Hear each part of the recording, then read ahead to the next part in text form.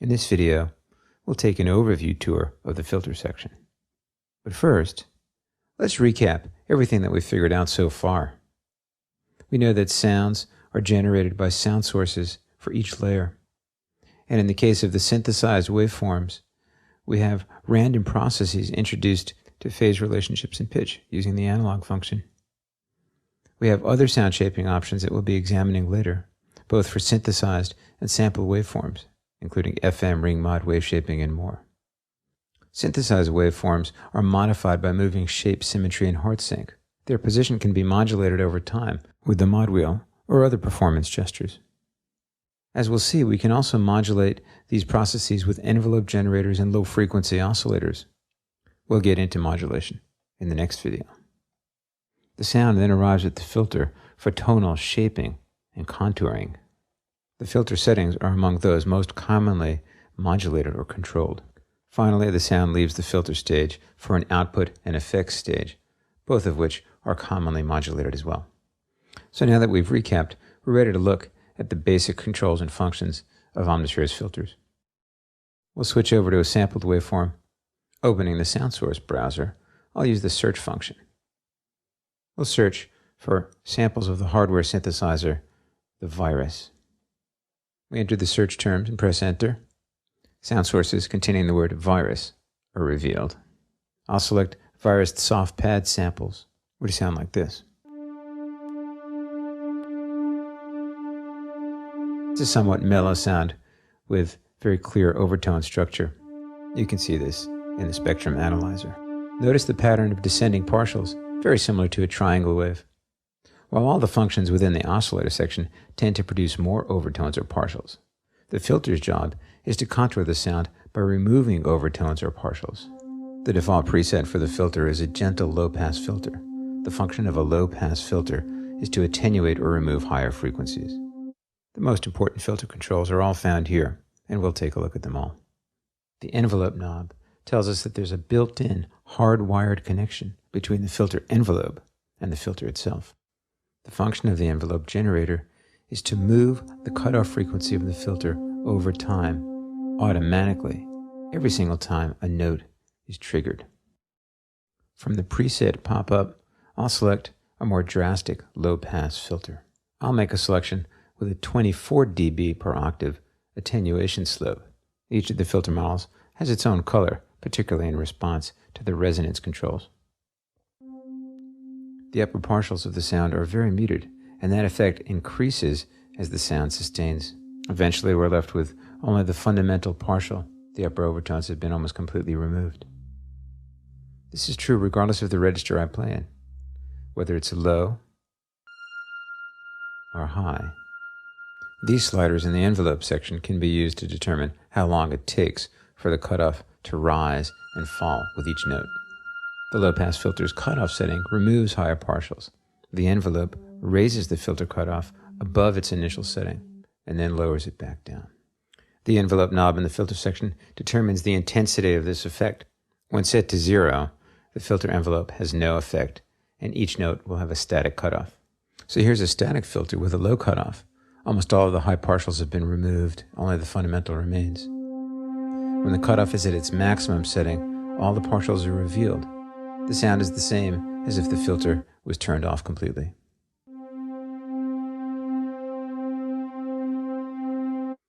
So listening to a filter cutoff sweep downward slowly, we do hear the partials removed and the sound shaped or softened, but there's not a lot of color to this sound. That's where the resonance control is going to come in.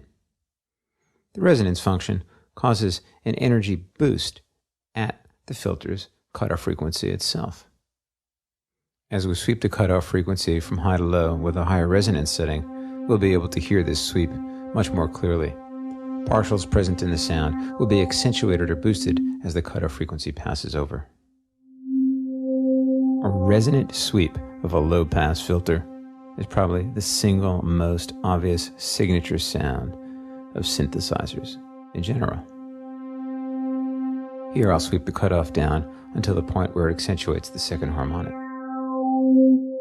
In your work, you'll undoubtedly be modulating filter cutoff with envelopes, LFOs, host automation, MIDI controllers, and more.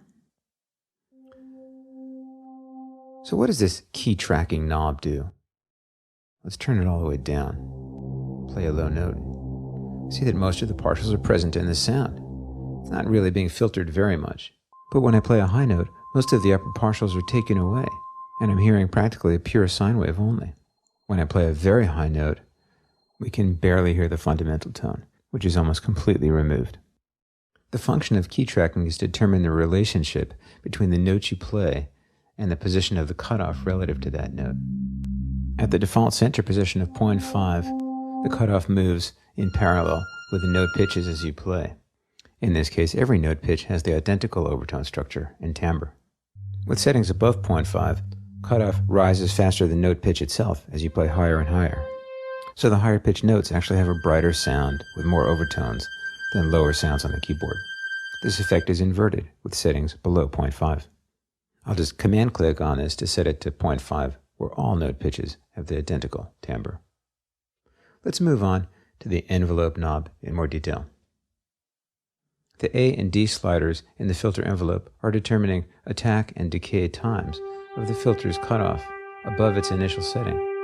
The default setting of the envelope knob is maximum, so we can adjust the initial setting of the filter's cutoff way down, and the envelope will open it way up over time. The effect would be less if the envelope knob were at a lower setting. So here's a slowish attack and a long decay to a filter cutoff sustaining at a level no higher than the initial setting. But we'll get into all of that in much greater detail later on. The gain function is very handy because the filter can actually boost the signal drastically when resonance values are high. Use the gain function to lower the output of the filter when it's distorting. The spread function takes advantage of the fact that all filters in Omnisphere are stereo. Moving the spread slider to the left means that any movement of the cutoff filter closes down only the left channel, but not the right channel, and vice versa. Under the hood of many of the filter presets is the fact that there are actually two filters active simultaneously. If they're both set to differential spread values, intense stereo effects can be created. We can get into fine-tuning the two filters relative to each other and a whole lot more by using the filter's zoom settings dialog. We'll get into that in a later video.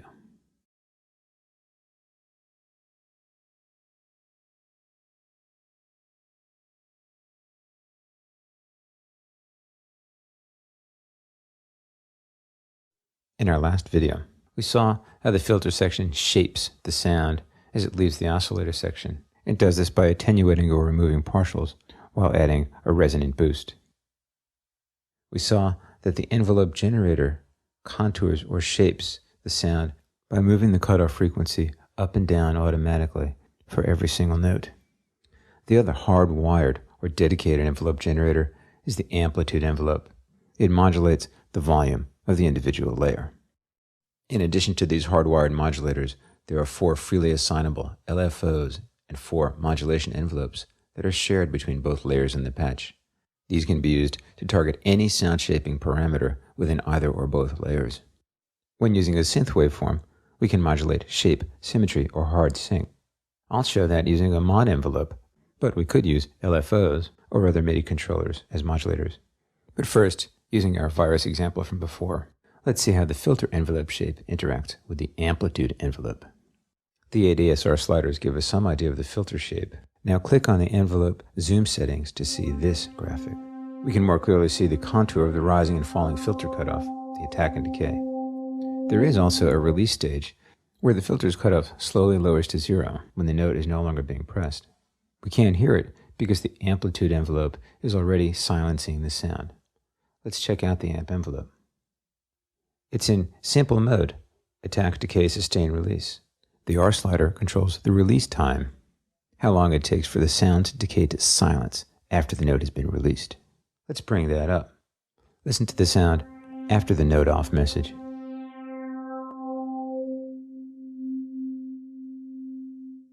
The volume goes away very slowly after note release, allowing us to hear the motion of the filter's cutoff during that time. There's the attack, decay,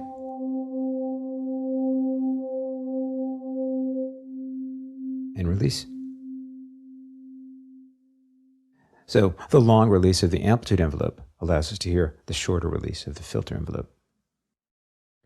Now let's go to a synth waveform example so that we can modulate shape, symmetry, and hard sync. Using layer B, I'll choose a saw square waveform and set it to a modified square wave type. I'll add hard sync and symmetry changes to create a more interesting individual waveform. So this will be our starting point. In order to create a sound that's not static, we'll modulate the symmetry and hard sync sliders over time using the mod envelopes to contour each note. First, we right or control click on the target, in this case, the symmetry slider. This is called flex mod and allows us to instantly choose a source for modulation. We can modulate with an LFO, envelope generator, and other options. Selecting modulate with envelope assigns the first unused modulation envelope as the modulation source for the symmetry slider. The modulation area shows us the modulation routing that we've just created and gives us instant access to the most important parameters. This graphic indicates that the modulation envelope is a complex shape rather than a simple ADSR. This happens to be a looping envelope. The envelope area has its own preset menu. From here we can select a variety of shapes, including a simple default attack, decay, sustain, release envelope. This resets the envelope to the simple type. It allows us to use the ADSR sliders as expected. Attack and decay control the rise and fall times to a sustain level that's above the target's initial setting or position. The initial setting of the target, in this case symmetry, can be adjusted in the modulation area or in its original location, in this case in the oscillator section itself. The thin blue line adjacent to the target slider indicates the possible range of modulation. The white dot gives you a visual indicator of the momentary value of the target. Source adjusts how much effect the mod envelope will have on the target, and we can see the blue line expand or contract accordingly. With a high source value, symmetry rises and falls a great deal above its initial setting. Let's create a second modulation by right-clicking on the hard sync slider. Choosing this option, modulate with envelope, would assign an unused different mod envelope to affect or control hard sync. Instead, let's go to all mod sources and select mod envelope 1. It's already being used to modulate symmetry, and we've now assigned it to also modulate hard sync. The sync slider turns blue. Modulation area updates to show us the current routing. And from the preset pull-down, we can toggle between views of the different routings we've set up. In this case, symmetry or hard sync, both modulated by envelope 1. First, we adjust the initial setting of hard sync. Then we adjust the source slider, the amount of modulation. The blue line expands to indicate the greater range of modulation. And the white dot gives us the visual indicator of hard sync's momentary value. When we're ready to get more advanced, we'll use the depth knob. It determines how much of an effect this modulator can have on all of its targets. It, in turn, can be modulated by other secondary sources of modulation, such as velocity, mod wheel, and so forth. This is called secondary modulation, or range modulation. When you're ready to get down with that, you'll be synth masters of the universe.